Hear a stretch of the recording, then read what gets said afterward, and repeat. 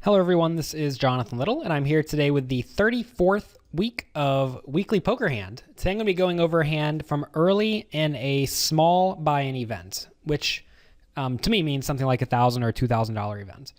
So in this hand, I have King 6 offsuit in the cutoff. So before I even decide to play the hand, notice that we have about 110 big blinds. So we have 2,700 chips at 25-25, which is often the first level of a lot of smaller stakes tournaments, such as local casinos, such as the ones they have at local casinos and also at the World Series of Poker. I think they may have actually just changed this, but in the past, it used to start at 25-25. So with King 6 offsuit, this is certainly not a good hand, but I really like creating an aggressive dynamic early at the start of a tournament, because that's going to allow you to get paid off later. If you sit here and play really tight early, you're going to have a difficult time getting paid off when you're actually playing for a large amount of chips. And the thing is that even if I lose this hand, say I lose 250 chips in the first hand, which is 10 big blinds, that's not that big of a deal.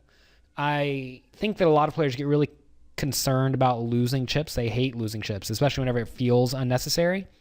But even if I'm losing a tiny amount of chips with this hand in general, well, first off, I think it's profitable, but even if I'm losing a tiny amount of chips, it's not that big of a deal.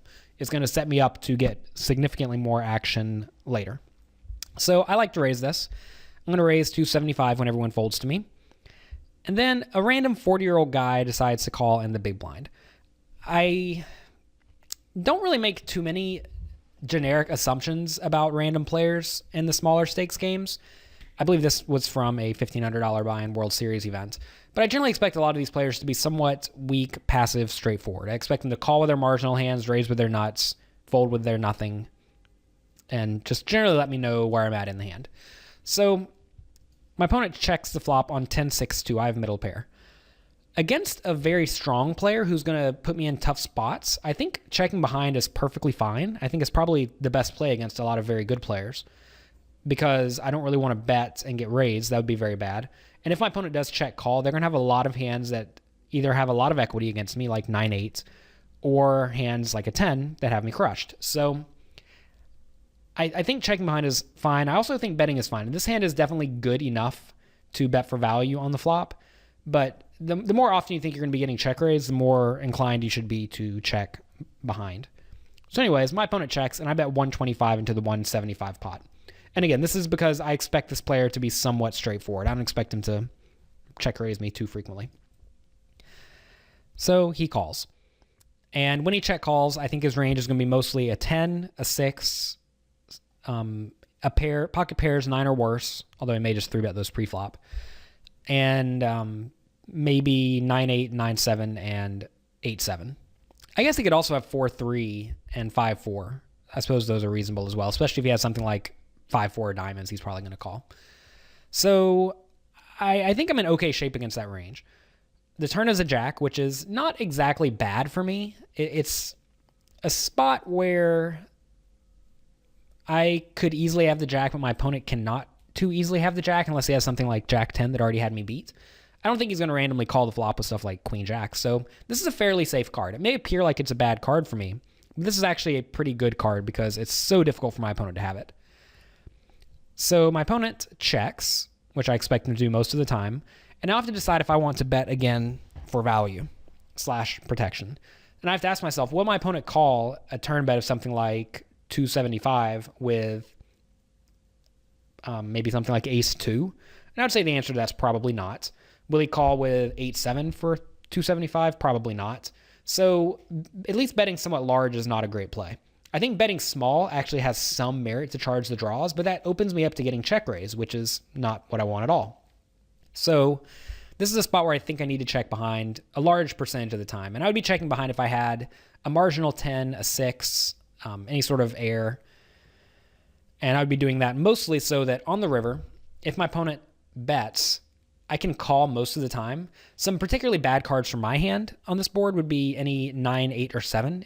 If the river was a 9, 8, or 7 and my opponent bet, I would fold pretty easily. On most other rivers, though, I think I'm actually in pretty good shape. Like, a queen is a particularly safe card because, again, it's pretty hard for my opponent to have a queen, just like it was hard for him to have a jack. King gives me 2 pair.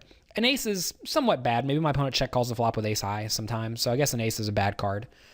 But any of the lower cards, I'm probably not going to fold on either. So any queen, jack, 10, king, queen, jack, 10 are all fine. And then a 6 is good, 5, 4, 3, and 2. All of those are going to be fairly safe cards for me. Of course, I lose on some of them, but those are cards that I really don't think I need to be folding on if my opponent bets the river. If my opponent checks me on the river on those cards, I may go for a thin value bet, but I think it's close. I think the fact that I have a king kicker actually makes it to where I can value bet. If I was playing closer to the board, like say I had 6-5 for just bottom pair no kicker, I would probably not be value betting. Because I think a lot of my opponent's hands are a random 6, and king 6 beats almost all the random 6s. Anyways, the river is a 3, which, like I said, I'm probably going to call a river bet on. And my opponent bets 325, which is somewhat large. And I have to ask myself, would my opponent bet with a 10 for value for this large? Because my hand certainly looks marginal, right? So would he bet that large thinking I'm going to call with something like a 6? And I would think the answer to that is no. So that really makes me think he either has a very good hand and is trying to get me to call with a lot of... he's betting large because he thinks he has a big hand, and that's a good enough reason to bet, even though that's not true. Or he is betting large because he's trying to make me fold, or he's betting large because he thinks I have a good hand and he just has a better hand. So which really good hands could my opponent have? He could have jack 10. That's certainly reasonable. He could have a set that he slow played, but there aren't too many combinations of sets. He could also have 5-4. I'm actually somewhat concerned with 5-4. But I think it's way more likely that my opponent has something like 9-8, 8-7, or 9-8, 9-7, or 8-7 for a busted gut shot. He could also conceivably have something like 4-3 that he's actually turning into a bluff, or just betting because he doesn't know what else to do with it. You will see this a ton in the smaller stakes games. And $1,500 buy-in World Series of Poker events do play effectively like a small stakes game, because a lot of the players are playing well above their bankroll. So you'll see guys betting with hands like ace-3 on this river, not really knowing if they're bluffing or value betting. They're just betting because, the turn checked and they have a pair now. So whenever my opponents are going to be really inclined to play the river poorly, I am going to be much more inclined to look them up in this spot. Obviously, you want to quantify how they're playing poorly. If they're only betting with the nuts, that's a form of playing very poorly, in which case I should fold. But I think a lot of players are betting poorly in this spot, such that they're just betting with a lot of hands that I'm actually in okay shape against. So this is a spot where I'm going to call pretty much every time.